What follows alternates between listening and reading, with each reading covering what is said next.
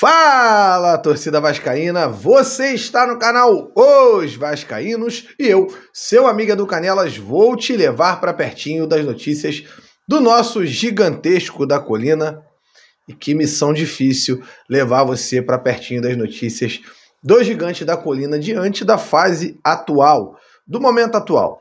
Confesso para você, vascaíno, meu amigo que me acompanha todo dia, minha amiga que me acompanha aí do outro lado, que chegando no canal no ano passado, eu enfrentei um momento difícil pra caramba ali na Série B, possibilidade inclusive de não subir. Mas eu não imaginava que enfrentaria um momento tão difícil agora na Série A.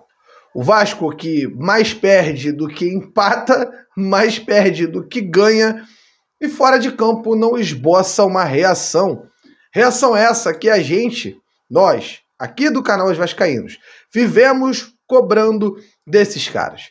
No vídeo de hoje, eu vou trazer os comentários a respeito de Vasco e Botafogo, curtos, é bem verdade. Ontem eu fui mais a fundo na live de pós-jogo, você pode acompanhá-la aqui no nosso canal no YouTube, e vou falar também sobre resposta dos reforços que o Vasco vem tentando. Hoje, dia 3 de julho, é aniversário da minha mamãe Andréia, um beijo para ela, quem eu amo demais, e também se abre a janela de transferência. Essa janela de transferência que é a grande esperança do torcedor do Vasco. Mas eu, Edu Canelas, encontro-me nesse momento pessimista em relação à ação desse clube nessa janela de transferência. Então eu vou falar sobre a janela, sobre a situação, sobre a 777, sobre o Paulo Brax. O martelo vai sobrar para todo mundo. Então para isso, vou pedir para você, meu amigo vascaíno, que está percebendo meu desânimo aqui hoje. Senta aquela martelada no like ali, ó. Martela no like, deixa o seu comentário, inscreva-se aqui no canal Os Vascaínos, vá para o grupo de Telegram lá de graça se você ainda quiser falar de Vasco essa semana. O link está aqui, primeiro comentário fixado. Ou então, se você quiser ir para um grupo, concorrer a camisa, concorrer a prêmios, enfim, você pode virar membro do canal e vir para o nosso grupo de WhatsApp. Galera, ontem uma partida lamentável, triste, uma partida de um Vasco amador dentro de campo. Engana-se quem pensa que eu vou dar porrada aqui no treinador William Batista. Se tem um cara que não tem culpa disso é o William. O William não escolheu os jogadores que lá estão. O William estava no Sub-20 fazendo um trabalho espetacular. O Sub-20 está aí finalista do Campeonato Carioca, invicto, campeão da Taça Guanabara, invicto. Não perdeu ainda pelo Vasco Sub-20. E ontem perde com um time podre. A realidade, a podridão desse time do Vasco. Edu, você acha que esse time do Vasco é time para ser rebaixado de cara? Não acho, quando eu olho peças como o Léo na zaga, o Capasso, o lateral esquerdo Lucas Piton, o começo de temporada do Puma Rodrigues, nós temos Jair, Marlon Gomes, jogador de seleção sub-20, Jair dispensa comentários. O problema é quando a gente olha para o meio da frente. O meio para frente do Vasco é um time podre, que não cria, que não tem possibilidade de criação. E aí os problemas do sistema defensivo aparecem mais ainda. Por exemplo, o Puma Rodrigues cair de produção vertiginosamente. Eu avisei na última live aqui que o Puma cairia muito de produção. Quando o Peck não está em campo, ele cai de produção. Quem marca para ele é o Peck, pô. O Puma não sabe marcar, marca mal. Será que isso está sendo treinado com o Puma? Será que o Maurício Barbieri treinou isso com esse atleta? Porque parece que não treinou. No Uruguai ele joga até de zagueiro, mas aqui o cara não consegue marcar. Será que não tem algo errado? Analisem os processos do clube. Luca Orediano, 21 milhões de reais. Jogador do Vasco da Gama. Você viu o Orediano em campo ontem? Ele não produz. Ele não tem capacidade de jogar o Campeonato Brasileiro da Série A. Não tem. Vascaíno, Luca Orediano não tem capacidade de jogar o Campeonato Brasileiro Profissional da Série A do futebol brasileiro. Não tem condição física, mental e, quem sabe, até técnica. E aí, dos mesmos criadores de Luca Orediano, buscaram o Puma Rodrigues, que fez um ótimo começo de temporada, mas caiu. E se o cara vai mal, a culpa é de quem contrata. Buscaram lá um Robson Bambu, que não consegue dominar uma bola. Chegamos ao meio da temporada com o Vasco na próxima partida com o Lucas Piton suspenso. Sabe quem é o lateral esquerdo disponível no Vasco para substituir o Lucas Piton? Pois é, nem eu.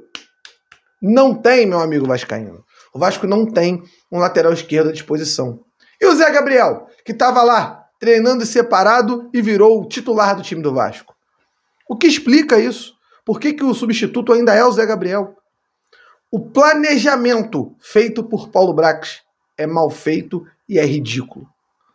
As contas do Vasco ao Náutico, a outros clubes como São Paulo, ao Corinthians, está pagando, Luiz Melo? Não responde. A comunicação do Vasco com o seu torcedor, rompida. Ninguém pega para falar. Paulo Brax, quando vem dar uma entrevista coletiva ou um pronunciamento, ele fala e não diz nada.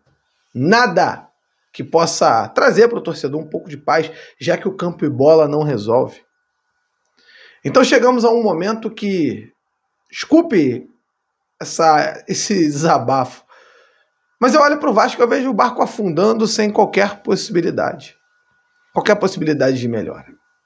E falando dos reforços, falo com tranquilidade, se põe no lugar do Lanzini, um jogador camisa 10, sai do West Ham, lá da Premier League, um cara bom de bola, que tem mercado em qualquer time do futebol brasileiro, tem mercado em muitos times menores na Europa, onde vai ganhar bem. Pode ir para os Emirados Árabes, onde está pagando muito bem. É só o empresário oferecer. Vão querer pagar pelo jogador. O que faria o Lanzini se sentir seduzido a jogar aqui, ó, no Vasco da Gama? Um clube que está contratando jogador sem um técnico para aprovar, porque não contrata técnico, não faz contato por técnico. Um clube em 18º lugar no Campeonato Brasileiro, na zona de rebaixamento, já com todo o histórico de rebaixamento que o Vasco tem há séculos. Todo mundo sabe disso. Um clube onde o CEO tem um boneco enforcado na Avenida Brasil porque ninguém aguenta o cara mais e quer colocá-lo para fora do Vasco na marra. Um CEO que não está pagando contas. O Vasco não está pagando contas de alguns atletas que foram comprados. Ah, o salário está em dia. Beleza, não faz mais do que obrigação. Um Vasco sem torcida no estádio, que agora vai poder voltar a jogar em São Januário às 16 horas contra o Cruzeiro no sábado que vem, mas que está numa situação horrível. Você viria para o Vasco? É óbvio que não viria. Você que às vezes vem aqui no canal e fala, Edu, eu gostaria de ver o Marcelo Gadiardo no Vasco. Pensa em tudo que eu acabei de falar aqui. Se você fosse o Marcelo Gadiardo, você aceitaria treinar o Vasco? Me arrisco a desconfiar que nem o Rogério Ceni quer pegar o Vasco nessa situação. Qualquer treinador com o mínimo de história no futebol não vai querer trabalhar aqui. Então, hoje, na abertura da janela, dia 3 de julho, aniversário da minha mãe, eu tô nessa sensação triste, sabe? Sensação ruim. Uma segunda-feira que se inicia sem sensação de melhora, sem sensação de paz, sem sensação de olhar pro horizonte e ver uma possibilidade. Eu sugiro a você, vascaíno que tá aí do outro lado, cobre desses caras. Mande e-mail pro clube, quem puder protestar na porta que proteste. Sempre evitando violência, para que não percamos a nossa razão. Mas cobrem desses caras. Tá na hora de sentar aqui, numa mesinha de coletivo e falar. Abrir o que está acontecendo no clube. Abrir por quê?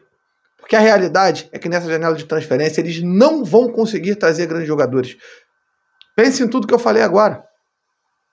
Qualquer grande jogador vai querer vestir a camisa do Vasco nessas condições. Perderam o time. Era para contratar lá atrás. Era para contratar em janeiro, quando tudo estava bem, o torcedor estava empolgado, o Vasco estava começando o ano fazendo contratações. Ali era a hora de trazer o Lanzini, ali era a hora de ir atrás de grandes jogadores. Agora nós estamos totalmente enrolados.